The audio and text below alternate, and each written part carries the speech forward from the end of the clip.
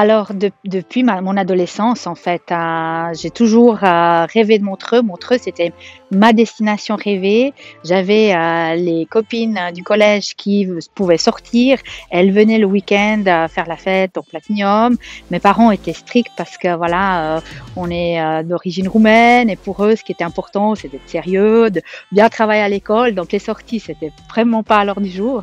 Et j'enviais énormément mes amies parce que chaque fois qu'elles me parlaient le lundi de leur magnifique week-end à Montreux. Pour moi, Montreux, c'était la destination de rêve. Plus tard, dans ma vie professionnelle, j'ai eu la chance aussi de travailler avec l'antiquaire qui m'a formée dans une maison de maître sur les Hautes Montagnes du Vent. Et là aussi, j'ai été subjuguée par la beauté du paysage, voilà, vraiment par le paysage. Et avec mon mari, on s'est dit, un jour, si on a l'occasion de s'installer à Montreux, ça sera vraiment notre destination de cœur.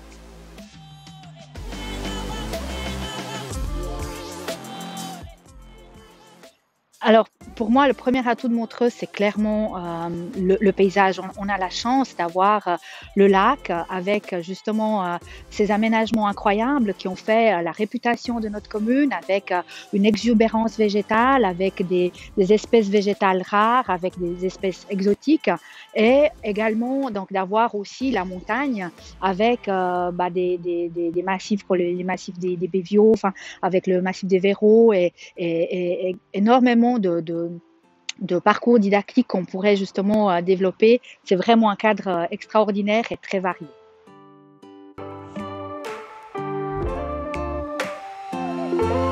C'est vrai que moi, je suis plutôt une personne de contact. J'aime énormément de pouvoir tisser des liens entre les gens, entre les générations. Je me suis depuis toujours énormément engagée dans l'associatif, qu'il soit culturel, qu'il soit sportif, qu'il soit aussi au niveau de l'intégration. Et c'est vrai que j'ai eu énormément de plaisir à pouvoir justement développer différentes activités au sein de la maison de quartier donc à Clarens. Jamo 8 et je trouve que c'est, aussi un outil, incroyable justement pour faire en sorte que les générations, les cultures puissent se rencontrer et je trouve que alors du côté de Montreux Centre, c'est effectivement quelque chose qui nous manque parce que oui, alors on a les générations qui se rencontrent autour d'un café, dans les cafés comme le Dolce, comme le Turcher bien entendu ou d'autres tea rooms, mais c'est vrai que je trouverais important qu'on puisse offrir cette possibilité d'avoir aussi une autre maison de quartier pour Montreux Centre. Et puis je suis aussi maman, j'ai 3 enfants et je trouve aussi qu'on devrait étoffer davantage l'offre pour nos jeunes, pour avoir aussi un lieu de rencontre, pas seulement pour les activités sportives, mais aussi pour pouvoir, pour la musique, d'avoir justement la possibilité de petits groupes de chez nous, d'avoir une salle où ils peuvent jouer de la musique, où ils peuvent se rencontrer, un endroit où ils gèrent. Alors il y a effectivement le NED avec un certain nombre de concerts, mais je trouve qu'on devrait étoffer davantage l'offre culturelle et les endroits de rencontre pour justement pour les jeunes.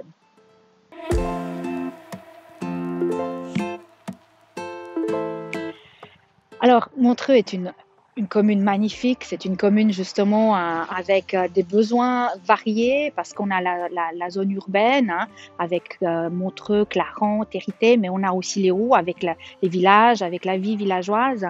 Et puis, à mon sens, ce qui est quand même important, c'est de pouvoir justement valoriser tout ce tourisme doux qu'on pourrait justement amener pour notre partie des Hauts.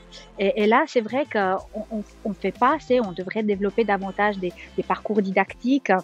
On devrait aussi valoriser davantage nos produits locaux. On a une magnifique fromagerie à Jamant et là, peut-être qu'on devrait proposer ces produits-là dans nos marchés, que ce soit dans le cadre du marché hebdomadaire. Il y a aussi des foires aux planton qui se font dans les villages. Là aussi, peut-être qu'il y a des espèces anciennes, les spécia rara qu'on pourrait promouvoir davantage.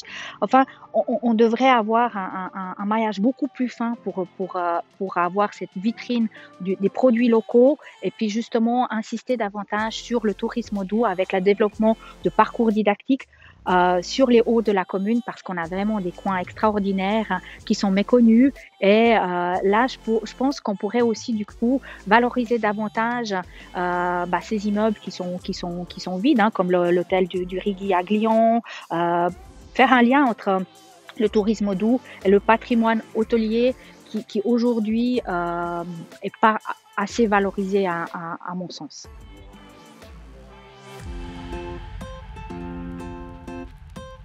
Alors une anecdote, ben, c'est quelque chose d'assez personnel. C'est vrai que, bah, voilà, je suis aussi maman, mais c'est quelque chose qui nous est resté à mon mari, à moi. Donc, on s'est installé en 2005, sur la en 2000 à fin 2004 sur la commune de Montreux et le week-end du déménagement s'est fait sur, le week-end de la foire de Brin. Et on connaissait pas du tout la foire de Brin et on est allé justement, le beau-frère est venu pour nous aider à déménager et puis, mon mari, bah, voilà, on est tous allés avec, le petit qui avait à l'époque 6 mois. On est allé manger le menu de la foire et puis faire un petit moment à la fête et tout et puis, bah, voilà, moi je suis rentrée avec, notre garçon et mon mari est rentré plus tard et voilà, après, 1/2 heure qu'il soit rentré, bah, notre fils a eu ses 1ers mots et c'était papa. Il appelait papa et voilà, j'ai dit à mon mari, j'ai dit: «Bah, écoute, il t'appelle, il faut y aller, c'est la première fois qu'il dit papa» et en fait, bah, chaque fois maintenant qu'il y a la foire de Brin, c'est quelque chose qui nous est resté, parce que, bah, voilà, la foire de Brin pour nous est associée, aux premiers mots de notre fils et maintenant il a 17 ans et demi et voilà, c'est resté l'anecdote de la famille, «Tu es un enfant de la foire» donc voilà et papa, associé à ce moment-là.